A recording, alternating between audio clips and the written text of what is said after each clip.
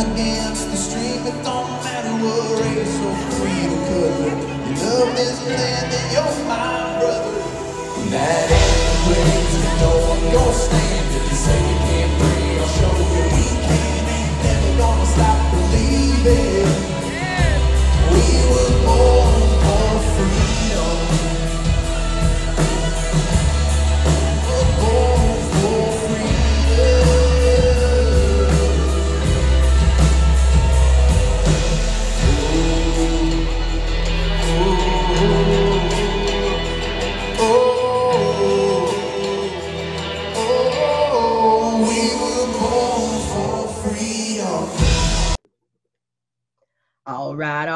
All right, Ragers, Patriots, those who have walked away.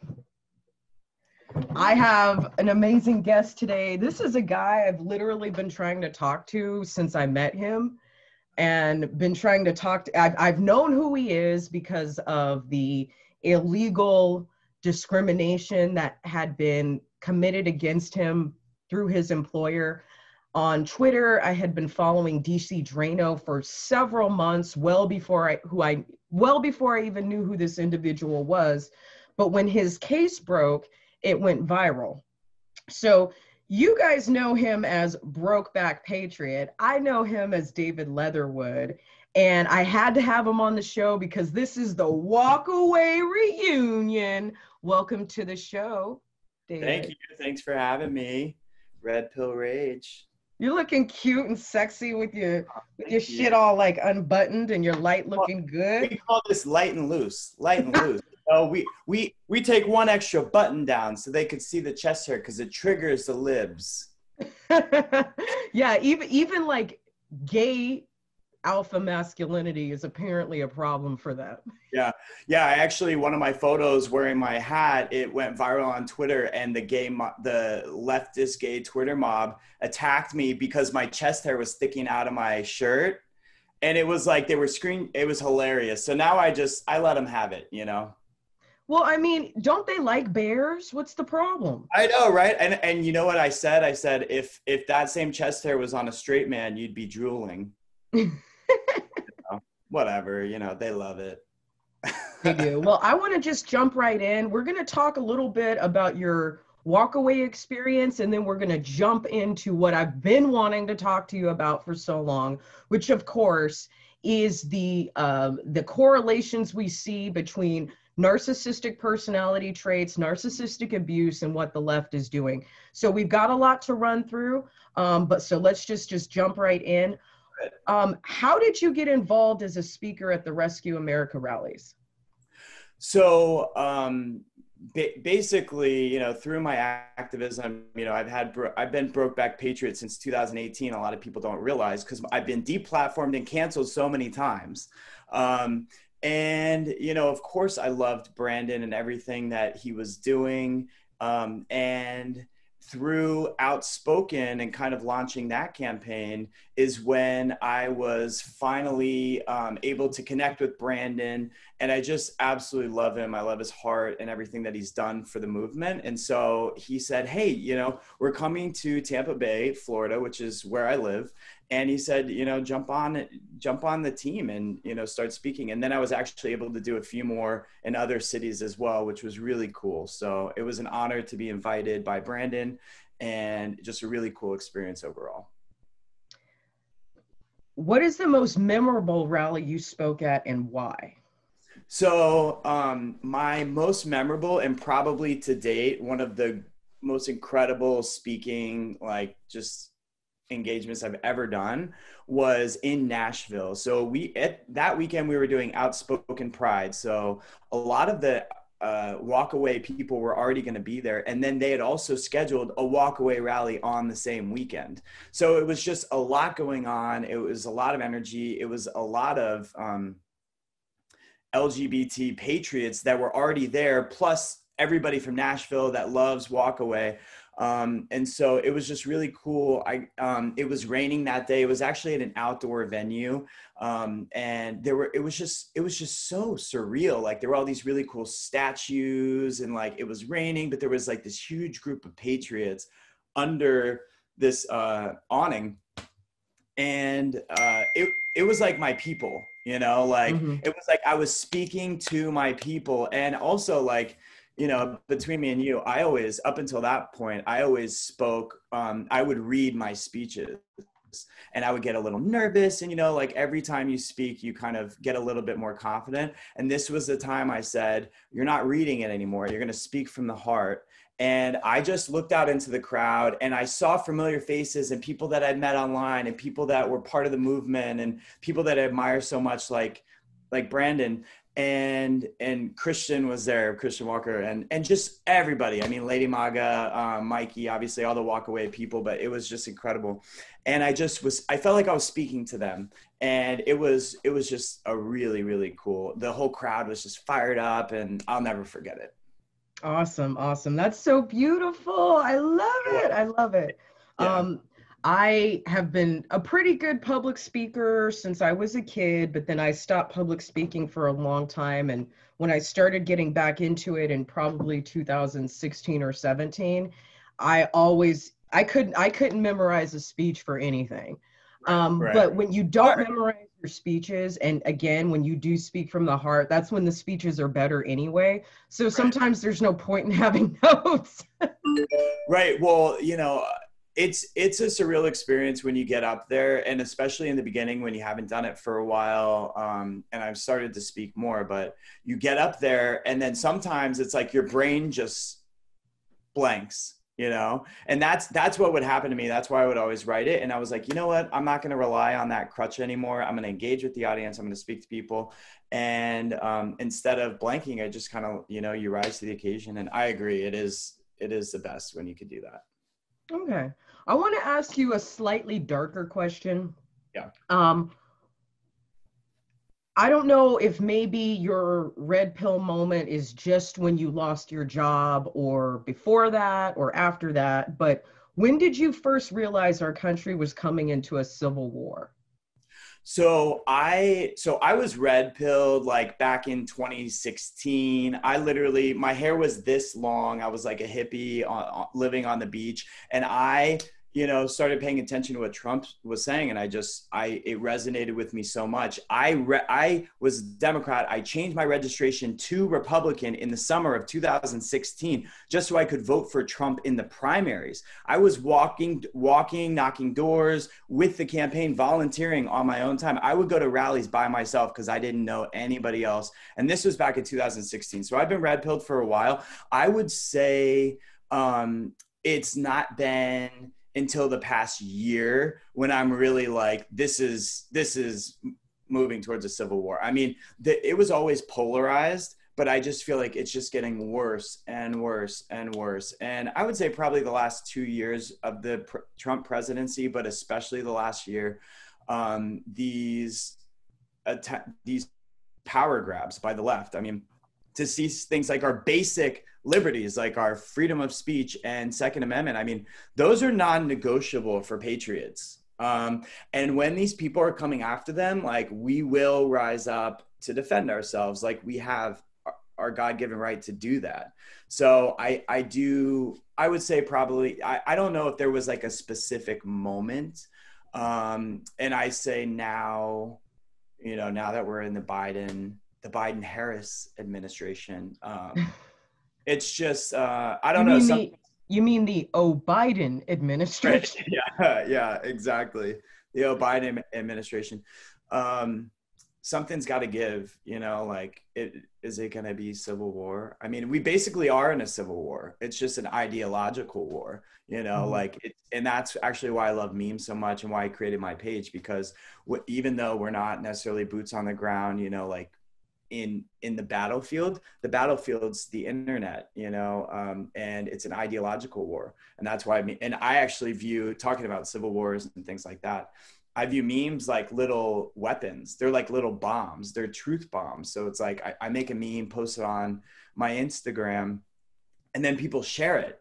And it has this chain reaction, and it's like a weapon, you know, like, it's disarming people. It's spreading the truth. And so in a lot of ways, we already are in a civil war. It's an ideological war for the hearts and minds of America and the soul of America. And so in some ways, we're already there. Where do you see the future of those who escaped the left, but are now being rejected by the right?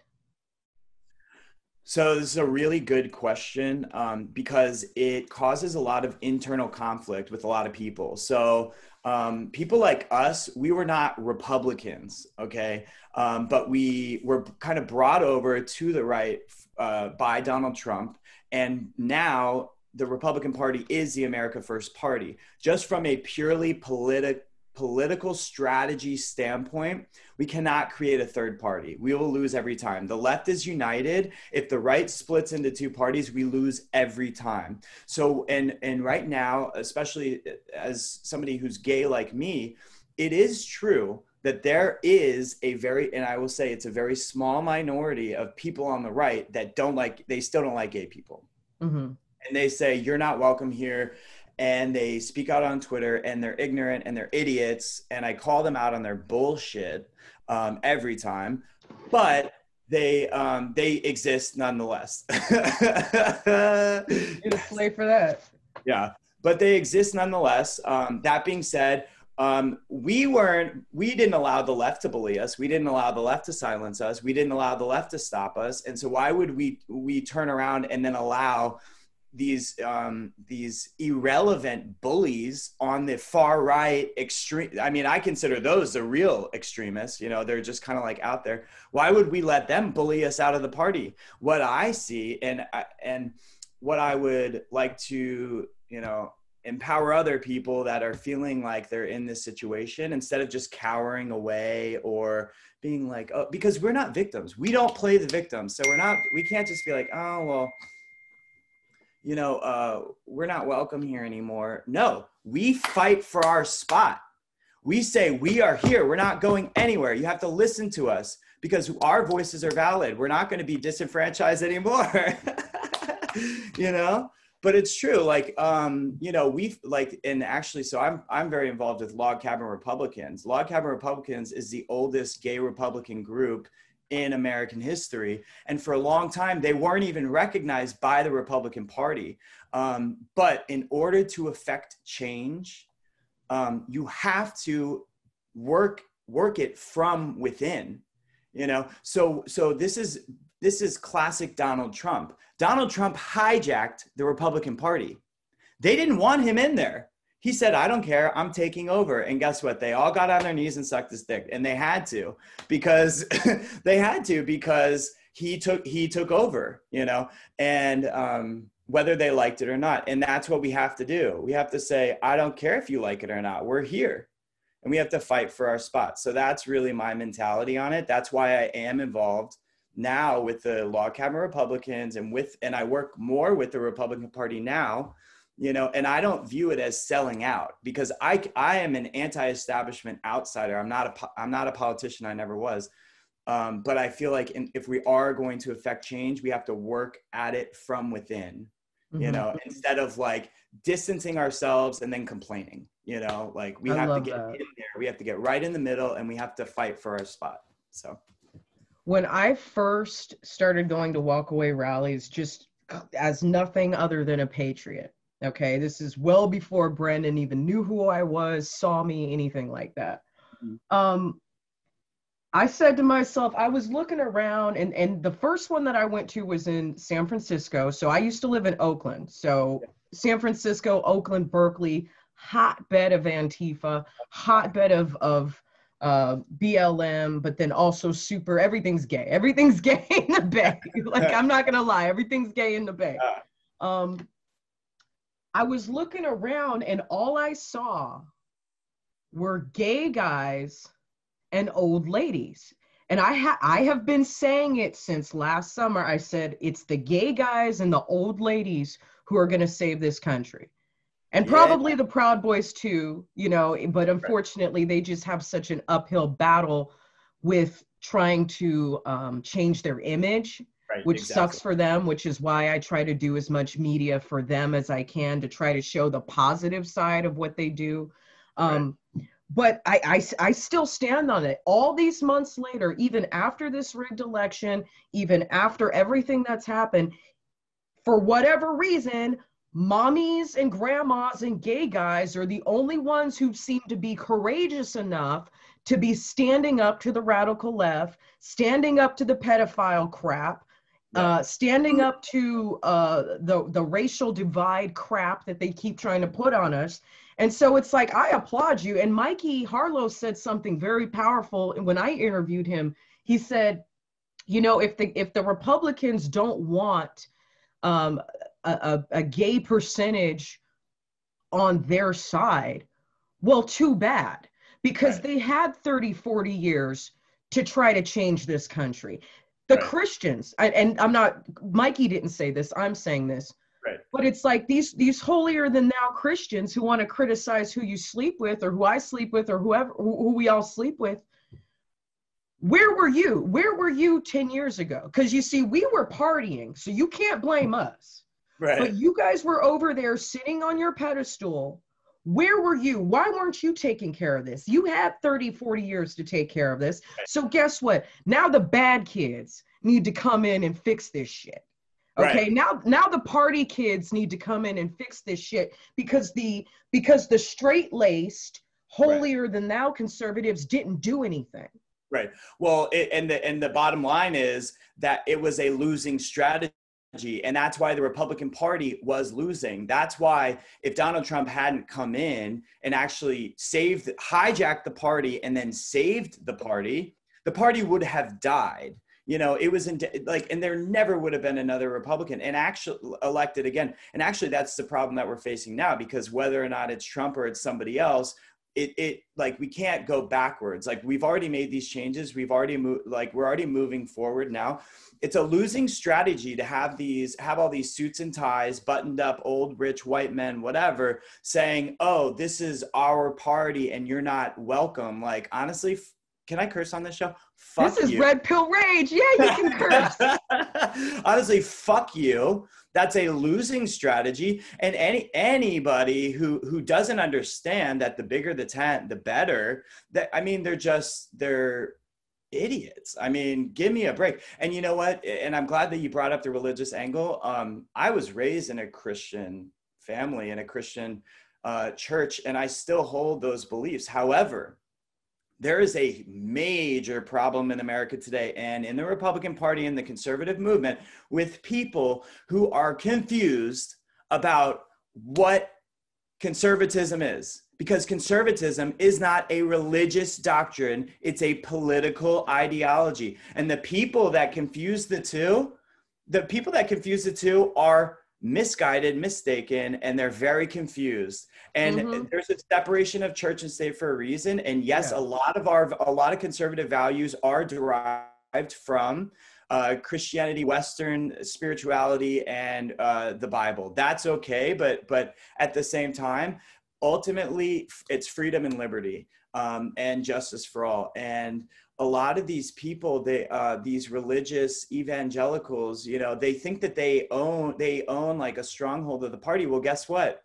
You don't have to be religious to be a conservative. And there's a lot of people that aren't religious, that aren't Christians, that are atheists, but they're still conservatives because from a political standpoint, they believe in closed borders. They believe in supporting our law enforcement. They believe in honoring our military, respecting our veterans. You know, they believe in small taxes. They want the government out of their pockets. They want the government out of their bedroom. They don't want anybody telling them what to do. And that is a conservative value. That's what people don't realize.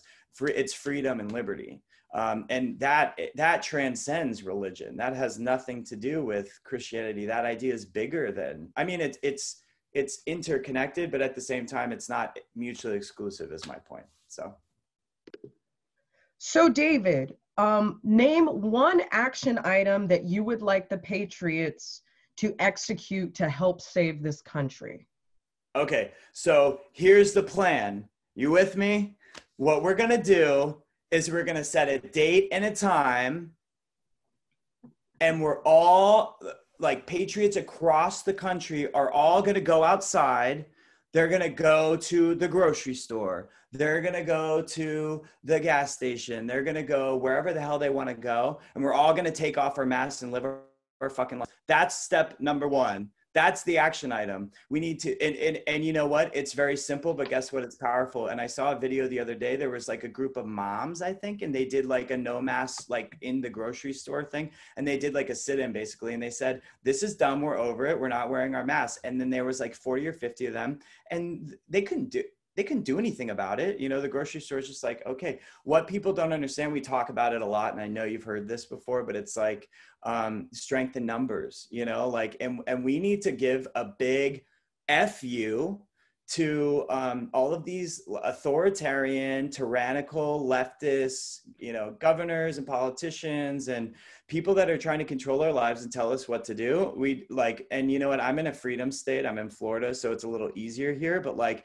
these people that are in these lockdown states, they just need to go outside, they need to take their mask off, they need to show up in numbers. It needs to be a national movement, you know, all across the country. We just say, we're not doing it anymore.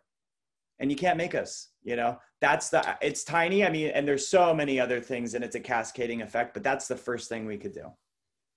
All right. Well, I think that now is the time for everyone to get together. And this is the hardest part. And it's actually funny because I just did a video the other day about Antifa. And I'm going to read to you one of the things that they say about us, which unfortunately is quite true. Let's see, they talk about, basically, Antifa observes the Patriots in number 13, out of their manifesto of 40 ways to fight fascists. Really, they're the fascists, but they call us the fascists just because we don't agree with them. Right. Number 13, drive wedges between individuals and groups. When you see the far right, which means anybody who's not them, right, trying to work with mainstream conservative groups, reach out to them with your concerns. If you offer okay, blah, blah, blah. All right, no, I'm sorry, that was the wrong one. I think it might be in the beginning. Give me 1 second. They do try to drive a wedge though.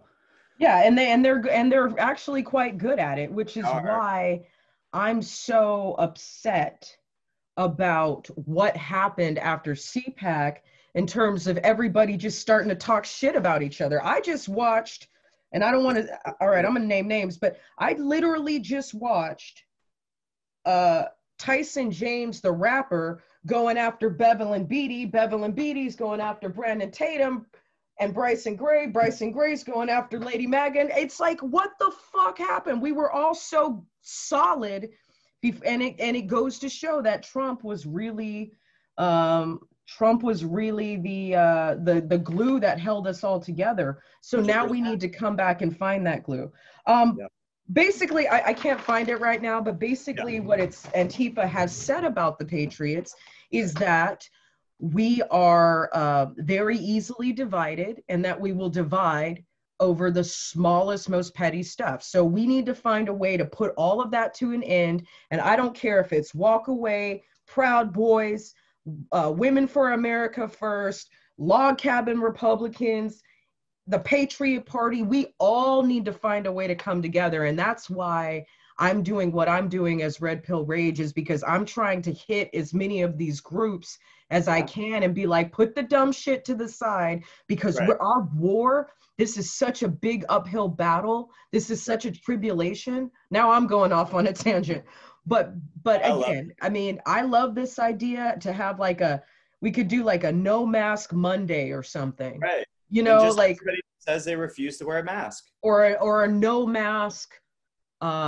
May, you know, like something we can all plan together. Because if we as conservatives make up, or at least if the numbers are correct, we had 80 something million votes for Donald Trump. That's 80 million customers that these establishments cannot refuse to serve if we take our masks off. Right. But anyway, I want to move on to the next subject. And this is why I've been so up your ass about trying to talk to you, because we were both at Tampa. Yes. You heard my speech. Did you like it? Loved it. You were fiery. We're good. And I heard your speech, which really, honestly, it affected my heart because I had a narcissistic parent. I've dated a bunch of narcissistic men. I've worked for narcissists. We've all had contact with people with this personality disorder called MPD. You touched on the similarities that you felt as being in a romantic relationship with somebody who is narcissistically, mentally, emotionally abusing you. So I just wanted to touch on, just so the Patriots know, the 9 personality traits of a narcissist. And this is how you can tell if you're dealing with one. So I'm going to read these 9, and then you can close it out with whatever your thoughts are. Okay, David? Mm-hmm. Okay. Individuals with narcissistic personality disorder exhibit 5 or more of the following, which are all presented by early adulthood and across all contexts. That means the same way that they act in a relationship is usually the same way they act at work. The same way they act in their family structure is usually the same way they act within a social structure. So it's all encompassing. Number 1, a grandiose sense of self-importance. Number 2, preoccupation with fantasies of unlimited success, power, brilliance, beauty, or ideal love. Number 3, belief that one is special and can only be understood by or associate with special people or institutions. Okay, sound familiar? Number 4, a need for excessive admiration. Number 5, a sense of entitlement to special treatment. Sound familiar? Number 6, exploitation of others. Yeah. Number 7, a lack of empathy. Number 8, envy of others or the belief that one is the object of envy. Number 9, arrogant, haughty behaviors or attitudes. What are your thoughts on that? Well, I'm just going to rewind just to kind of give you a little bit of context and all the other people that are watching that didn't see the Tampa speech. But one of the reasons why I was raised in a conservative Christian, big old Texas family. When I came out as gay, I just kind of became a leftist Democrat because I just felt like I didn't think there was any other option. So then years later, I found myself in this horribly abusive relationship that completely destroyed my life. And while I was recovering from that relationship, it coincided with the same time that Donald Trump was running his campaign. And obviously it was hotly, controversial. So I started paying attention to it. And what I realized is that, and the reason why Donald Trump's message really resonated with me so much is because it was very similar to the things I was learning in my recovery. So I was learning to recover from this abusive relationship. And one of the core just kind of founding principles of recovery is like, you are not the victim. You can't be the victim. And that was kind of what we were seeing happening, because that was what in the first big wave of Black Lives Matter. And that was when victim culture really started to become a thing. And then we saw that that victimhood actually became a currency, and that the left was using it to gain power. And then the gaslighting, then you start seeing how the Democrat Party and Donald Trump was actually calling them out on it. They're gaslighting the public. They would say one thing and do another. Back in 2016, one of the biggest moments for me where I just saw it painted very clearly was with Pulse nightclub. That happened about an hour. Yeah, it happened in Orlando, about an hour away from where I lived. And there was a radical Islamic terrorist that shot and killed 50 gay people in a gay nightclub, okay, less than an hour away from where I live. And it was scary because when we found out about it, it was like, did I know anybody that was there? You know, this hit really close to home.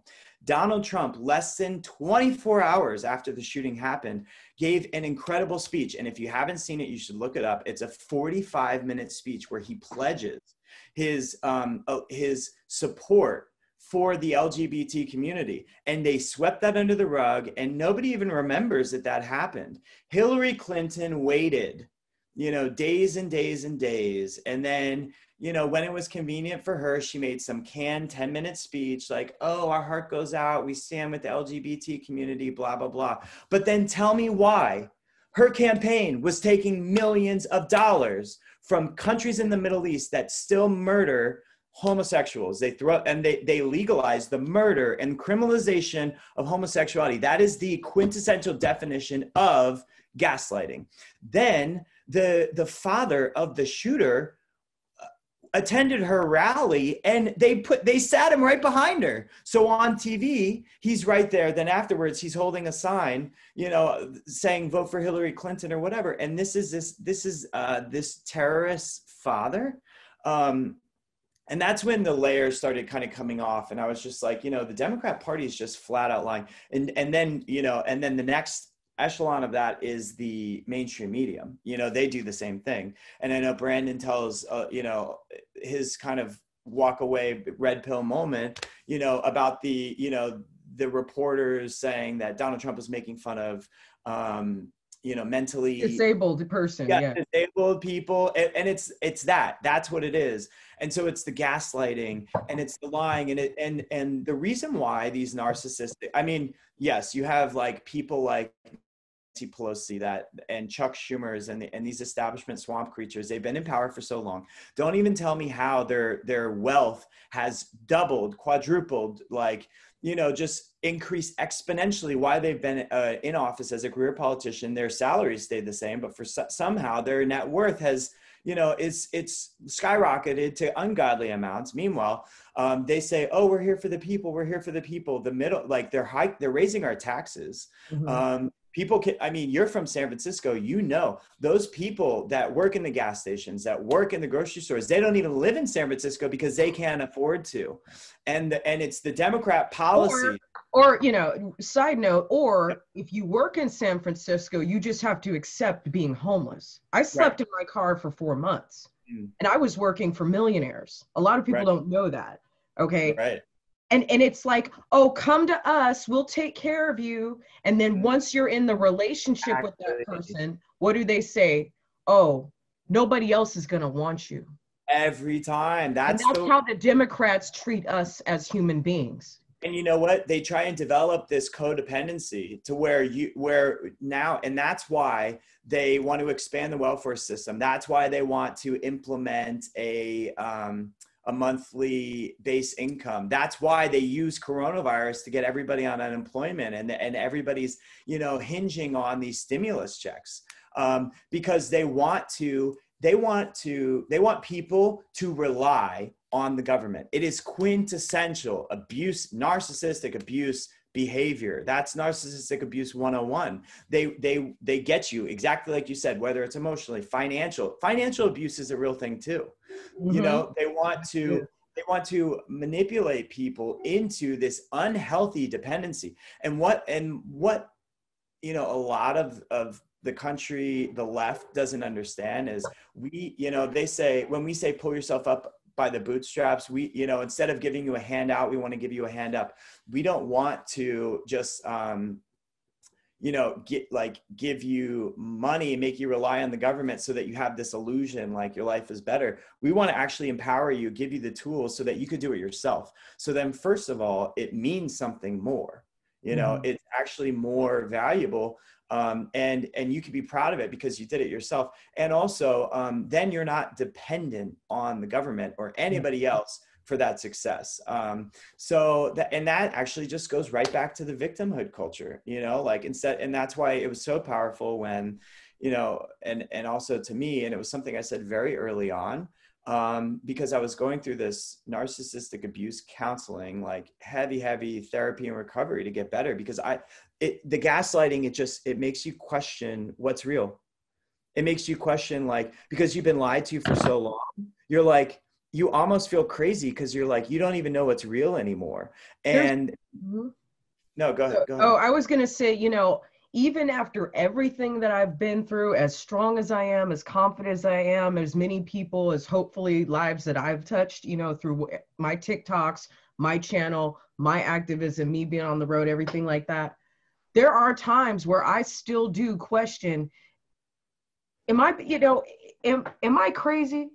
Am I crazy? Am I the only one who's looking back at all these things, and I'm looking back at all these patterns of behavior? I'm looking back at history. I'm seeing the same tactics being used, or sorry, that the same communist tactics that have been used since the 1930s, the 60s, the 70s, the 80s, the 90s. I'm seeing these patterns.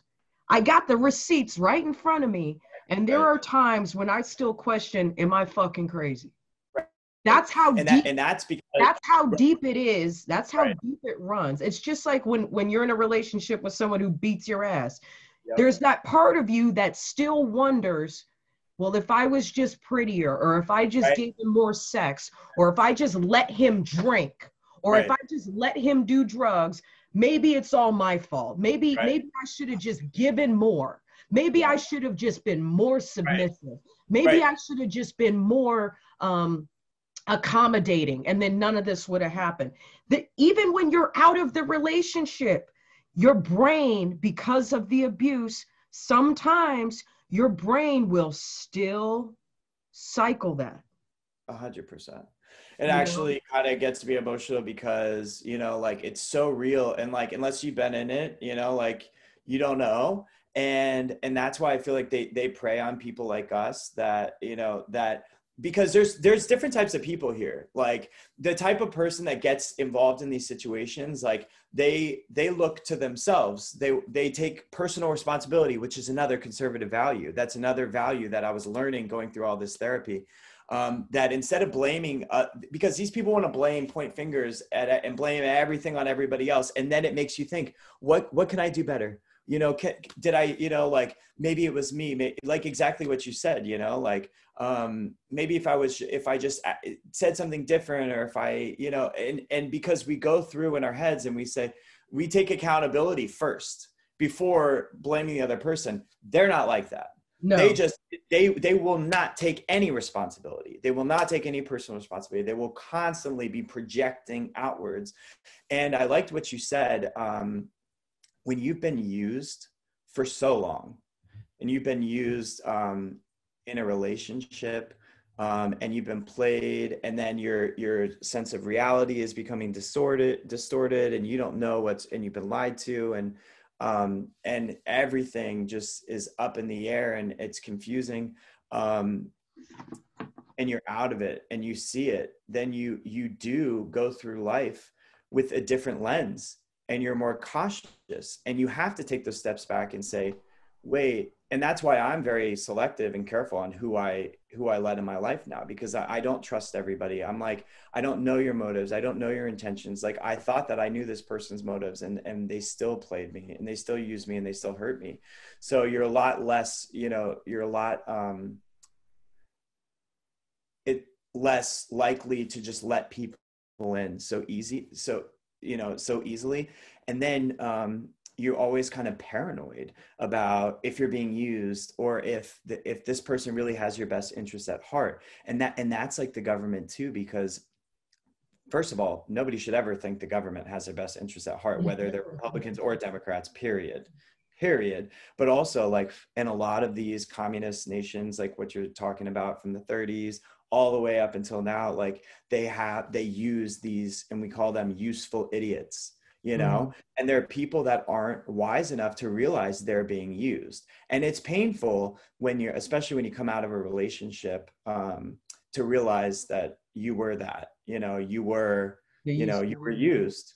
Yeah. And that you were played. And that's hard it's hard to come to grips with. It's painful to come to grips with. But you become so much stronger when you do, and when you kick it to the side. Because the hardest thing too, and one thing that that I had to really grapple with in my recovery, was, why did I stay in this situation for so long? And it makes you feel weak, and it makes you feel like almost like critical of yourself. And you're already feeling down, and then you like get down on yourself even more, like you know better, you know you deserve better, but you stayed anyway, and you just let it get worse and worse and worse. But when you finally rise up, when you finally say no more, and you finally walk away, you find that inner strength, and it doesn't happen overnight, but then you become the victor. You're not the victim anymore. And it is so liberating, and it's so, and you'll never let anybody do it to you again, you know? And that relates to the government too, you know, like we're not going to sit here. We're not going back to this. So, you know, Kamala, Joe, you might think you have the upper hand now, but all you're doing is driving more and more people away from you.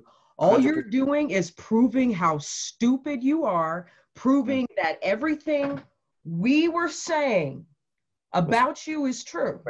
Right. 100%. So, to a certain point, you know, we just kind of have to sit back and let them dig their own graves until they piss off their own people. Right. Which has happened already, by the way. Right. And it's already happening. It's like month 2 into the Biden administration, and already people are saying, well, first of all, they didn't vote for him because they loved him. They voted for him because they hate Trump. And now they're realizing they made an error. But you know what, like you said, let them dig their own graves. But we're going to be over here saying, you know what, and like, it's not an I told you so thing, you know, but like, we're going to say, this is what we've been saying all along, you know, like, so, you know, the pendulum swings, you know, there's a silver lining. You know, sometimes it has to get worse before it gets better. The biggest concern is what's going to happen. I mean, we've already seen in the first 2 months, it's been awful. So, you know, how bad does it have to get before it gets better? To be told. Well, at least we have each other. Yes. And we will build, we have to unify the resistance. Trump is gone. Right. Shit's kind of falling apart. We'll bring it back together, and we're going to get this no mask Monday or no mask May. We're going to come up with no mask something. You like it? Huh? You like it? Yeah, I like it. Of course I like it. I'm from California. My whole state has been destroyed because of these masks. Every chef I know, every chef that I've worked for has lost their job. They've lost everything. It's So Instagram is actually my main platform. Okay. I Brokeback USA on Twitter. It's real Brokeback Patriot on Instagram. I have a Facebook. I don't really use it that much, but definitely check out my Instagram and check out my stories. That's where it goes down. It goes down in the stories. Going down in the DM. Down in the DM. You know. Okay. So thank you so much for having me. I really appreciate it. You're welcome. Thanks for your time. Yeah, and you know what? We do have to support each other. We have to create that network, and you know, it's so important. It's critical at this point. Thanks for what you're doing. But you know what? I'm gonna be happy to go down into history alongside you, alongside Brandon, alongside everybody that I've met, because we were the ones who gave it all. We gave it all. Yeah, and there's nothing left to lose now, which is why we're out there giving it, you know, doing the most. And you know what? You're a revolutionary, so don't stop. The work we are. And the work that we're doing is it is historical, and it's important, and they will at least, you know, if our country's going to go, go down in flames, I'll be damned if they look back and say, we didn't do anything. We didn't try our damnedest to stop it, you know. That's right. All right. There's a quote that I said, it's from the end of the Valkyrie movie where Tom Cruise says, we have to let them know that we were not like him. And what they're referring to is Adolf Hitler. It was one of the generals or somebody who said, we have to let the world know we were not like him. And that's all I got to say, David. Thank you again. I'm going to go ahead and end it. You can go get going. Oh, hey. Hey. All right, I love you. Thank you, bro. Dreaming, born against the stream. It don't matter what race or creed or color. You love this land and you're my brother. That anyways, no one gonna stand.